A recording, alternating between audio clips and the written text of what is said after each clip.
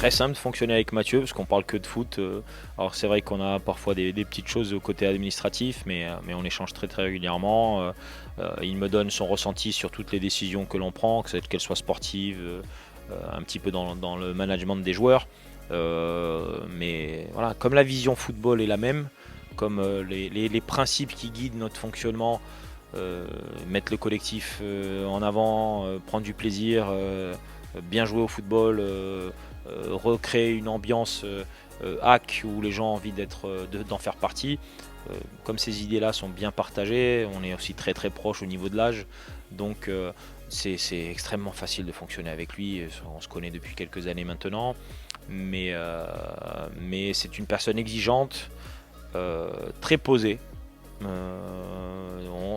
Voilà, je suis beaucoup plus stressé que lui avant les matchs, dans la dernière demi-heure avant le coup d'envoi.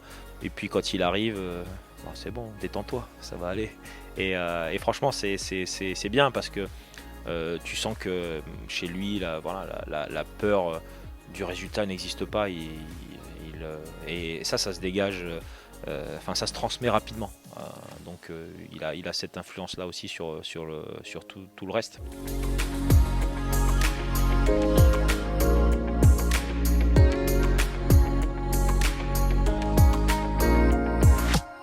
Bah, je pense que nous sommes dans une manière de travailler très performante. Je suis très très souvent en relation avec Jair, plusieurs fois par semaine, qui est l'entraîneur de la réserve. J'ai François régulièrement au téléphone, où on s'échange beaucoup de messages d'informations. Ils ont énormément de travail là-haut, ils sont très pris, nous aussi. Donc voilà, les réunions formelles sont plus compliquées. On a fait de manière interne au club une réunion interstaff, un séminaire interstaff où chacun a présenté son modèle de fonctionnement. On a pu échanger longuement, il y a beaucoup de similitudes dans ce que l'on fait.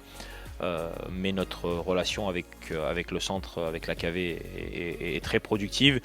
C'est facilité encore grandement par le fait que Julien, Mathieu et Mohamed sont constamment à la KV également, suivent tout. On a des rapports de performance sur toutes les équipes de jeunes. Moi j'ai des séquences constamment sur tout ce qui se passe au niveau des U17, U19 et de la N3. Donc il y a une passerelle qui est vraiment forte. On jongle bien entre les deux, et c'est important pour les garçons de sentir qu'il y a une continuité entre la KV et les pros, que des opportunités seront données, et parce que c'est le cœur de l'identité Havrais, c'est cette notion de formation et d'accès au haut niveau pour les jeunes, mais on essaie de nourrir ce lien constamment.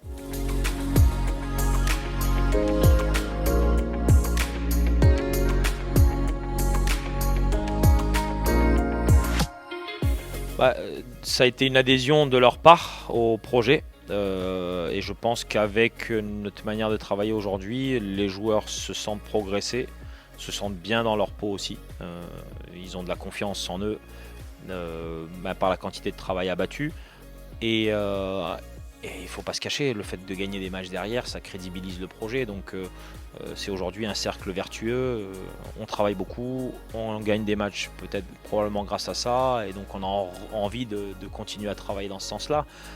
S'il y a une humilité, une modestie qui est constamment présente, le cercle reste vertueux.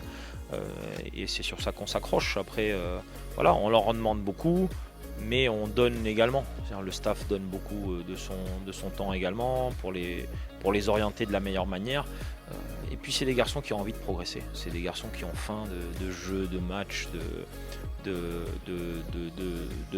prendre du plaisir dans la rencontre. Même voilà, les garçons qui se rapprochent de la trentaine ou qui ont dépassé la trentaine prennent du plaisir à jouer les matchs, mais parce qu'ils se sentent prêts. Et donc c'est pour ça que cette notion de travail, cette valeur travail, elle est fondamentale à notre projet.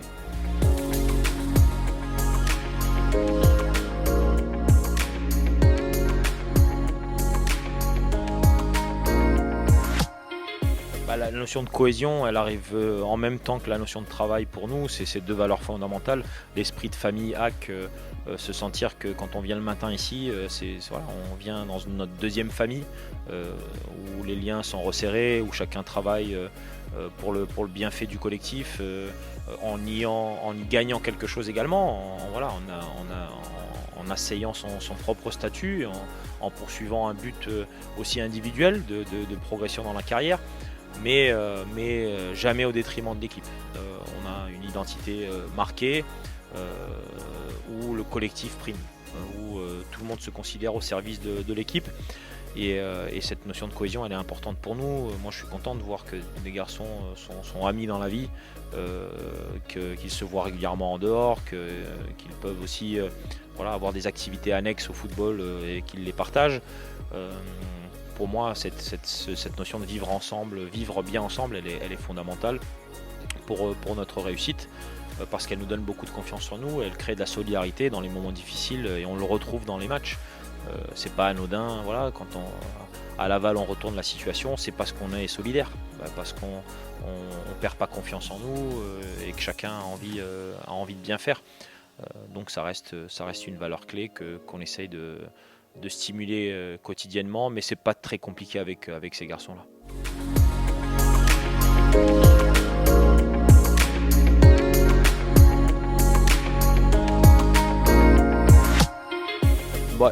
D'abord, c'est pas mon pari à moi, c'est des bases qui ont été posées par le président, par Mathieu et puis moi dans la continuité, mais c'est vrai que c'était une volonté commune de retrouver un élan dans la communauté havraise, de revoir des gens intéressés par le football et d'avoir une effervescence de plus en plus forte. C'est une bataille qui n'est jamais vraiment gagnée, c'est une bataille perpétuelle. C'est un renouvellement de ce que nous sommes, une réaffirmation de notre manière de jouer et de notre qualité qui doit être constante, qui ne s'arrête jamais finalement. Et c'est par cette voie-là que nous pourrons fidéliser un maximum de Havrais et de manière un petit peu plus large dans la région. Revoir beaucoup de gens qui portent le maillot, qui parlent du HAC. C'est une vraie satisfaction d'avoir ce mouvement aujourd'hui, mais qui ne doit pas s'arrêter, qui dépend de nous également, parce qu'on le voit finalement, quand l'équipe marche et on gagne des matchs et que tout le monde mouille le maillot, les gens ont envie de participer à ça. C'est notre volonté la plus forte de pouvoir offrir ça aux Havrais. Et puis ça démontre bien tout le potentiel que cette ville possède. Et on essaie de le réveiller et c'est bien parce que ça commence un petit peu à prendre. Mais encore une fois, ça nécessite constamment du travail.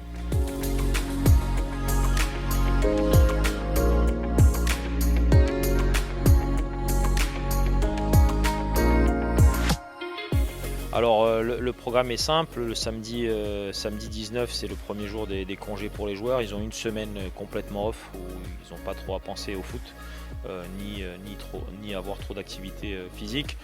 Le problème c'est qu'il y a la Coupe du Monde, donc ne pas trop penser au foot en ce moment ça va être compliqué.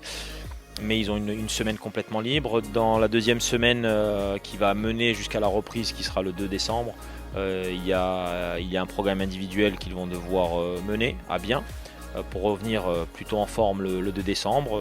Le 2 et le 3, nous sommes ici à Socance sur nos premiers entraînements et le 4, on décolle pour Agadir et une semaine de stage au Maroc jusqu'au 10. Sur place, on s'entraînera beaucoup. On fera beaucoup de travail de cohésion. Et puis on jouera un match amical le jeudi sur place. Je crois que c'est le jeudi 7 si je ne dis pas de bêtises.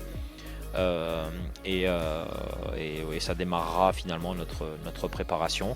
Au retour le dimanche 10, il y aura une journée off et puis après on joue le 13 contre Guingamp et le 19 contre Lens. On aura une double confrontation où j'emmènerai un groupe assez large pour pouvoir jouer 2 matchs d'affilée où tout le monde aura 90 minutes.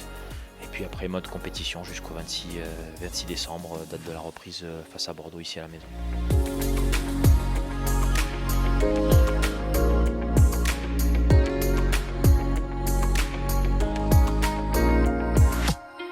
Non, moi j'ai pas peur du tout. Je considère que c'est notre travail qui déterminera notre dynamique. Ça veut pas dire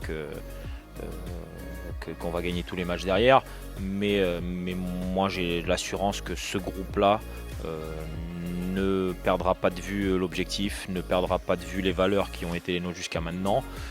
Et tant que ces valeurs-là et ces intentions-là sont présentes, je pense qu'on vivra une belle deuxième partie de saison. Donc la coupure là, ne me fait pas peur.